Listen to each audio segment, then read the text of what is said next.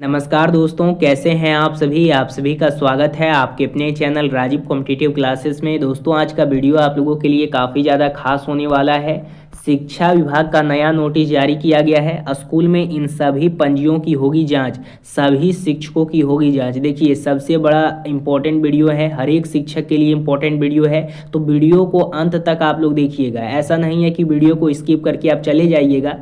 अगर आप इस वीडियो को अंत तक नहीं देखते हैं तो बाद में आप पछताएंगे, क्योंकि शिक्षा विभाग के द्वारा नोटिस जारी किया गया है, जिसके तहत सभी स्कूल के शिक्षकों को, जितने भी विद्यालय अध्यापक हैं, प्रधान हैं, प्रधानाध्यापक हैं, विशिष्ट हैं, नियोजित हैं, जितने भी 7.5 लाख शिक्षकगण हैं, सभी लोगों का पंजियों का जांच किया जा रहा है, यानी दस्तावेज का जांच किया जा रहा है। 1 दिसंबर से बदल जाएगा विद्यालय निरीक्षण का नियम। कौन कौन से नियम लागू किए जाएंगे 1 दिसंबर से, और ये इम्प्लीमेंट किया जाएगा आप लोगों का 1 जनवरी को। ठीक है, 1 जनवरी से ये आप लोगों का लागू कर दिया जाएगा, क्योंकि आज 1 दिसंबर हो गया है। ये आप लोगों का आज लागू कर दिया जाएगा, लेकिन इम्प्लीमेंट आप लोगों का सही रूप से 1 जनवरी को किया जाएगा 2026 में। अब कौन कौन सा नियम लागू किया जाएगा ये आप लोगों के लिए जानना जरूरी है। सभी हेडमास्टर, हेड टीचर, विशिष्ट शिक्षक, बीपीएससी टीआरई 1, 2, 3 वाले शिक्षक, नियोजित शिक्षक का होगा भौतिक जांच, बच्चों का होगा टैबलेट से ऑनलाइन अटेंडेंस, दस्तावेज जांच खतरे में है नौकरी।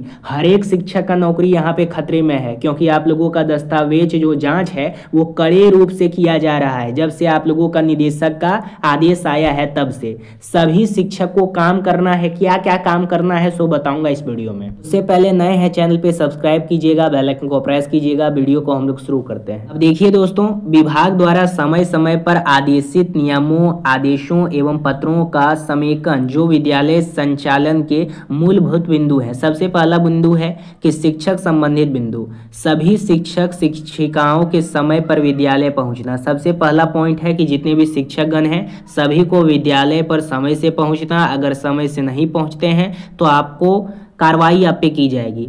ई शिक्षा कोष पर उपस्थिति दर्ज करना, उसके साथ उपस्थिति या फोटो से उपस्थिति दर्ज करने पर शिक्षक शिक्षिका के साथ साथ प्रधानाध्यापक भी दोषी माने जाएंगे। बिना अवकाश स्वीकृति कराए विद्यालय से अनुपस्थिति नहीं होंगे। प्रभारी प्रधानाध्यापक द्वारा अवकाश स्वीकृति करने में परहेज नहीं किया जाएगा, लेकिन एक समय में अधिकतम 10% से ज़्यादा शिक्षकों को अवकाश नहीं दिया जाएगा। अवकाश स्वीकृति में ध्यान रखा जाएगा कि शिक्षकों के अवकाश में जाने से पठन पाठन बाधित नहीं होना चाहिए। देखिए, ये शिक्षकों के लिए इंपॉर्टेंट है। बहुत सारे शिक्षक क्या करते हैं कि टी शर्ट में चले जाते हैं स्कूल, लेकिन टी शर्ट में नहीं आना है। जो एक अच्छे रूप से शिक्षक की मर्यादा होती है, जिस प्रकार से शिक्षक को दिया जाता है पोशाक, जिस प्रकार से आपको ट्रेनिंग दिया गया था 1-2 मंथ का, उसमें सिखाया गया होगा, उस प्रकार से टीचर के पोशाक में आप लोगों को आना है। बैंक से वेतन निकालने के लिए शिक्षक शिक्षिका विद्यालय विधि से बाहर नहीं जाएंगे। शिक्षक शिक्षिका अपने समस्याओं के लिए जिला कार्यालय में नहीं जाएंगे। वे अपने समस्याओं से संबंधित आवेदन अपने प्रखंड शिक्षा पदाधिकारी कार्यालय में समर्पित करेंगे, जिस पर संबंधित प्रखंड एवं शिक्षा पदाधिकारी समस्या का समाधान करेंगे। यदि आवश्यकता हो तो उसको जिला कार्यालय में अग्रेषित करेंगे, जिसका समाधान जिला कार्यालय से किया जाएगा। देखिए, ये सभी जो पॉइंट आप लोगों का बताया गया है ये तो इम्प्लीमेंट कर दिया गया है, ये आज से लागू हो गया है, इम्प्लीमेंट कर दिया जाएगा 1/1/2026 से। और 1/1/2026 से जब 7 पे कमीशन लागू किया जाएगा तो उसके साथ आप लोगों को ये सभी क्राइटेरिया फुलफिल करना होगा, यानी इन सभी नियमों का पालन करना होगा सभी शिक्षकों को।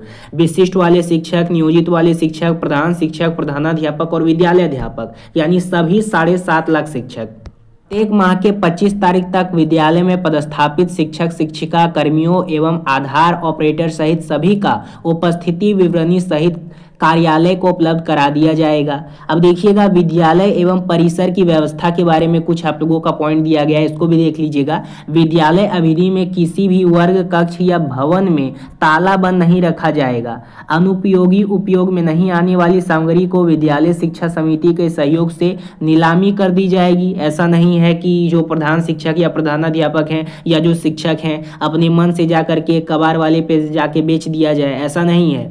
शिक्षा समिति से सहयोग लेकर के नीलामी किया जाएगा उसको। विभाग द्वारा उपलब्ध कराई गई विभिन्न दवा, आयरन की गोली एवं एल्बेंडोज आदि को निर्धारित समय पर एक्सपायरी डेट देखकर ही बच्चों को दवा दिया जाए। देखिए बहुत समय ऐसा होता है कि जो टीचर होते हैं वो सही रूप से देखते नहीं है दवा को और बच्चे को अंट दवा दे देते हैं, जिसके कारण से बच्चों का हालत गंभीर हो जाता है और कई बार बच्चों का मौत भी हो गया है। तो इसलिए एक बार आपको सही रूप से देख लेना है कि जो टैबलेट हम दे रहे हैं वो एक्सपायरी डेट है या नहीं है। आगे देखिएगा, विद्यालय अवधि में विद्यालय के मुख्य द्वार बंद रखा जाएगा ताकि बच्चे विद्यालय अवधि में विद्यालय से बाहर नहीं जाएंगे।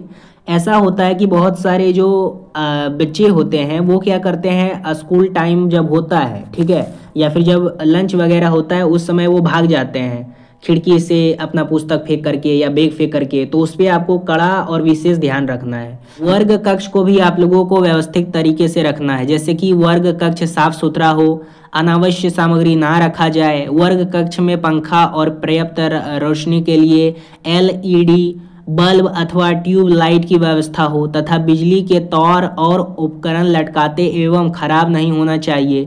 बेंच डेस्क व्यवस्थित ढंग से रखा जाए। ब्लैक बोर्ड का कालीकरण प्रत्येक 3 माह पर किया जाए। कालीकरण यानी उसको फिर से उस पे जो पुताई होती है उसको किया जाए। विद्यालय में पर्याप्त मात्रा में चौक डस्टर उपलब्ध हो। समय सारणी प्रत्येक वर्ग कक्ष के ब्लैक बोर्ड के बगल में रखा जाए। सभी बच्चों को पोशाक में विद्यालय आने के लिए प्रेरित किया जाए। यहाँ पे देखिएगा पठन पाठन की व्यवस्था रखा गया है, इसको भी आप लोग पढ़ लीजिएगा, आप लोगों को समझ में आ जाएगा। कुछ इंपॉर्टेंट पॉइंट आप लोगों के लिए है। यहाँ पे सबसे इंपॉर्टेंट चीज हम लोग देख लेते हैं, PM पोषण योजना का संचालन। PM पोषण योजना संचालित विद्यालयों में मेन्यूओं का प्रदर्शन दीवार पर आवश्यक किया जाएगा। भोजन बनाने से पूर्व रसोई घर भंडार गृह के साथ साथ रसोईया को भी निजी स्वच्छता पर ध्यान देना है। खाद्य सामग्री को धोकर ही उपयोग में लाया जाए एवं उसको ढक कर रखा जाए। PM पोषण योजना के सामग्री को एयर टाइट डिब्बे में ही रखा जाए। तेल मसाला नमक इत्यादि सभी को डिब्बा में पैक करके रखा जाए। ऐसा नहीं है कि जब खाना पक जाता है तो बहुत सारे रसोइया जो होते हैं या फिर जो यहाँ पे शिक्षक होते हैं वो क्या करते हैं, अंडा होता है या फिर फल फ्रूट होता है वो अपने साथ घर लेके चले जाते हैं। तो ये तो सरकारी चीज है ना, आपको जो भी शिक्षकगण है सभी को, माननीय शिक्षक आप लोग हैं और आप लोगों को एक तरह से पैसा दिया जाता है अच्छे रूप से। आप इस तरीके का कृत्य नहीं कर सकते हैं क्योंकि अभी CCTV कैमरा भी लग चुका है। अगर आप इस तरीके का कृत्य करते हुए पकड़े जाते हैं तो बाद में आपको एक्सपेल्ड कर दिया जाएगा। उसके साथ देखिएगा PM पोषण योजना के कचरे का निपटान उचित तरीके से किया जाए। अब देखिए एक और इम्पोर्टेंट पॉइंट है, भोजन परोसने के पूर्व इसको चखने के उपरांत चखना रजिस्टर में दर्ज करना है। PM पोषण योजना परोसने से पूर्व बर्तन के सफाई के साथ साथ बच्चों को हाथ धुलवाना है। ऐसा नहीं है कि बिना हाथ धुलवाए वो लोग खा ले। भोजन करते समय बच्चों को जमीन पर ना बैठाकर दरी पर बैठाया जाए, एक बार दरी पार लेना है। एक शुक्रवार को बच्चों को अंडा मौसमी फल दिया जाए। किसी भी प्रतिकूल स्थिति में अपने स्थानीय स्वास्थ्य केंद्र एवं अस्पताल की सहायता ली जाए तथा तुरंत वरीय पदाधिकारी को सूचित किया जाए। उसके साथ देखिएगा अभिलेख की व्यवस्था है। प्रधानाध्यापक टेबल पर अनावश्यक अभिलेख जैसे पंजी एवं किताबें नहीं रखी जाए। उसके साथ विद्यालय शिक्षा समिति की बैठक प्रति माह कराई जाए एवं विद्यालय प्रबंधन समिति का बैठक प्रति 3 माह पर एक बार आवश्यक कराई जाए तथा उसकी कार्रवाई ढंग से संधारित किया जाए। अभिभावक बैठक प्रत्येक माह के प्रथम अथवा अंतिम सप्ताह में निश्चित रूप से की जाए एवं उसकी कार्यविधि ढंग से संचारित किया जाए। अब देख सकते हैं ZBC खाता के लिए भी कुछ इंपॉर्टेंट बातें की गई है, इसको आप लोग पढ़ लीजिएगा। शौचालय और पेयजल की व्यवस्था भी कराना है। विभाग द्वारा चयनित एजेंसी से शौचालय एवं विद्यालय परिसर की साफ सफाई उचित रूप से कराई जाए। शौचालय उपयोग हेतु कर्मियों के साथ साथ सफाई के सामग्री का पूर्ति संबंधित एजेंसी के द्वारा किया जाता है।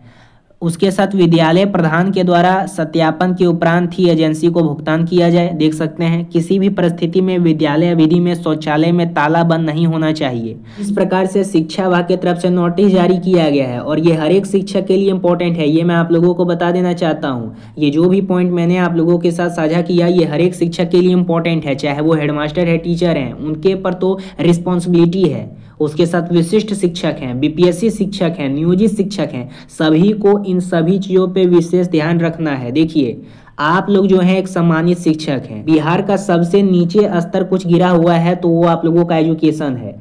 अगर आपके स्टेट में या आपके कंट्री में एजुकेशन ही सही रूप से संचालित नहीं किया जाएगा तो कंट्री डेवलप्ड कैसे होगा, स्टेट कैसे डेवलप्ड होगा। और यहाँ पे लिटरेसी रेट जो है, मोर्टिलिटी रेट जो है वो बहुत ज़्यादा गिरा हुआ है। इसलिए आप सम्मानित शिक्षक हैं, आपको सरकार के द्वारा बहाल किया गया है। आप बीपीएससी शिक्षक हैं, प्रधान शिक्षक प्रधानाध्यापक हैं, बीपीएससी के थ्रू आए हैं, विशिष्ट शिक्षक हैं, सभी को राजकर्मी का दर्जा दिया गया है। उसके साथ 2026 में 1 जनवरी को आपको 8 पे कमीशन भी मिल जाएगा, मतलब 7 पे कमीशन भी मिल जाएगा। तो अच्छे रूप से आप लोगों का सैलरी मिलने लगेगा। देखिए, ये बात मैं आप लोगों को इसलिए बताया हूँ क्योंकि ये नोटिस हर एक शिक्षकों के लिए पे अप्लाई होता है और दस्तावेज जांच किया जा रहा है। अगर ये सभी संचालन आप अच्छे तरीके से नहीं करते हैं हर एक शिक्षकगण, तो आप पे कड़ा नियम लागू करके आपको एक्सपेल किया जा सकता है। उसके साथ दस्तावेज आप लोगों का जांच किया जाएगा। अब स्टार्ट कर दिया है दस्तावेज, जब से निदेशक का आदेश आया है तब से। चैनल को सब्सक्राइब कीजिएगा, बेल आइकन को प्रेस कीजिएगा। जो भी वीडियो होगा मैं लाता रहूँगा। धन्यवाद।